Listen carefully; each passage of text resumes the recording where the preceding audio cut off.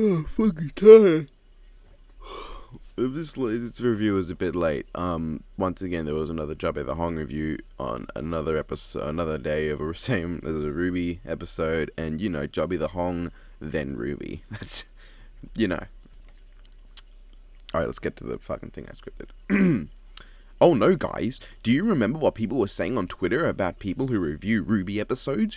You're not allowed to judge an episode on its own merits until the surrounding episodes are released too.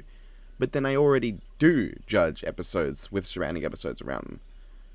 Oh no, but the comments of that video said you can't judge the whole product because the show is released weekly and intended to be watched like that. Because as we all know, shows that want you to watch them as a whole just dump all their episodes on you at once. If RWBY wanted us to watch it as an overarching story, then all 80-something episodes would have been released at once in 2013. I don't have to explain how stupid both these camps are. RWBY first came out in 2013, right? I think it was, because last year was like the 5-year, yeah. But I like this episode. Fucking shocker, I know. Volume 7 is quite a roller coaster, which is definitely better than the flat, infinitely boring Volume 6 or Volume 5. I was somewhat surprised they even acknowledged the cliffhanger of the last episode, given the 2 episodes before that were like, riots in the city, dealt with that shit, RWBY, Marrow, Nora, and Ren ready to fight off what's implied to be a lot of Grimm. We just realized how meaningless Grimm are too. So I half expected them to have everyone return home after the trip talking about how awful the pastry was. We do want the general to start opening up to these people. RWBY right now is reminding me of all those people telling me to open up to people I don't trust because they misunderstand my severe issues. Not that it's out of RWBY's character to not give a flying fuck what anyone else thinks, given her reasoning to Oscar and Yang about why they're lying to Ironwood was essentially just shut up. At the very least, I'm glad we get a scene of them talking and planning, given the last instance of that I recall from these characters was Volume 2. I don't count any of Volume 5 because most of the sitting and talking was just boring filler.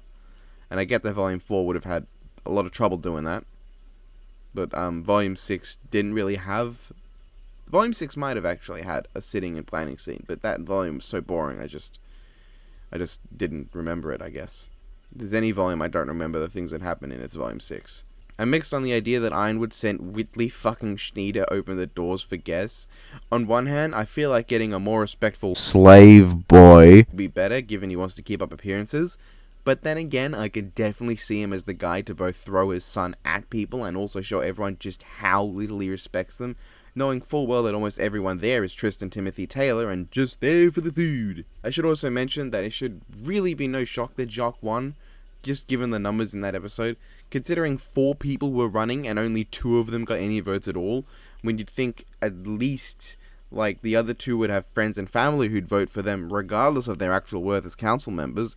It makes it really fucking obvious that both sides were tampering with the votes, and Jock won just because he had better tampering. Is it not just a wee bit suspicious that 4 people ran and only 2 people got any votes at all? Oh god, they're going to be a couple, aren't they? Please, just be friends, please. Unfortunately, we get very little Aesops in this episode, but fortunately, they show a little bit of... What's this? This scene has some meaning behind the composition? Ironwood and crew are on one side, and Jacques and the crew are on the other side. There is a big gap between them, with Robin in the middle. Unfortunately, I ended up reading a little bit into this too much. I assume they framed the shot to have them being on the left and right also having meaning. But correct me if I'm wrong, because I don't really give a fuck about politics, and I don't want the comments to get into a fit about it, I just don't care. Isn't the far right about things like fascism and authoritarianism? Not to, like, paint it all in one fell stroke, but, like, isn't that the general view of it, which seems to fit Ironwood more? And the far left about things like communism, Marxism, once again, just, like, painting a broad stroke, not saying that every far left person or every left-wing person at all is a communist or a Marxist or a Leninist.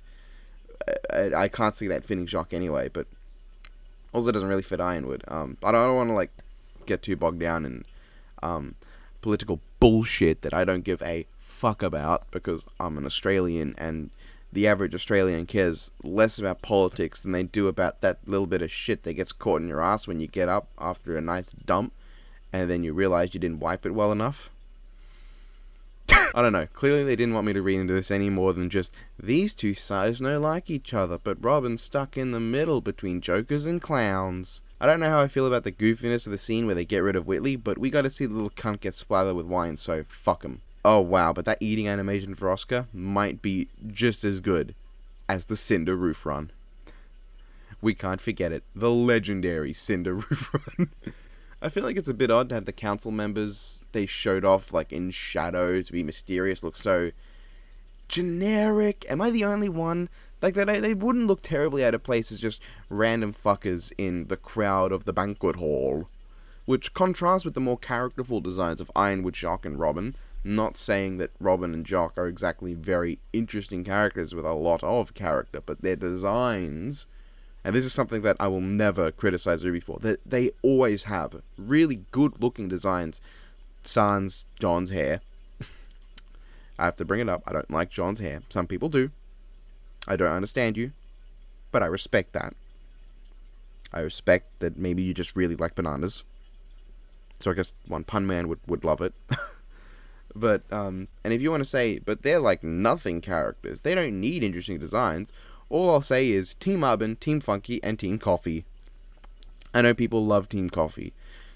But if they went in the show, the only thing that'd change is that instead of RWBY being over here and unable to save Penny, she'd be in the stands and unable to save Penny. Both don't matter though, because her reaction was so small that when Penny comes back to life, she's just like, sup, was it fun being dead? We also wouldn't get the book, but I don't give a shit. Regardless, I do like the table scene. It manages to capture the feelings it needs to. Winter's sudden explosion, no, not the traditional Schnee explosion, feels well placed given her character, and I love that Jacques attempts to spin an attack on him into an attack on James. Sly cunt. I would find it funny if Ironwood did open up to these people because of what Nora said, but then, because he told Jacques, he allows Watts to drop the Amity Arena straight onto the city of Mantle. It'd be a real, uh-oh, SpaghettiOs moment, wouldn't it? Oh hey, a scene between Winter and Penny. Hopefully this has some decent time dedicated to it, to show them as at least somewhat friends who respect each other. Or what? Penny leaves the moment Winter says something she doesn't understand. Okay. I mean, I'm glad we got, like, something, but I kinda wish we got something. Oh hey, Weiss's mom.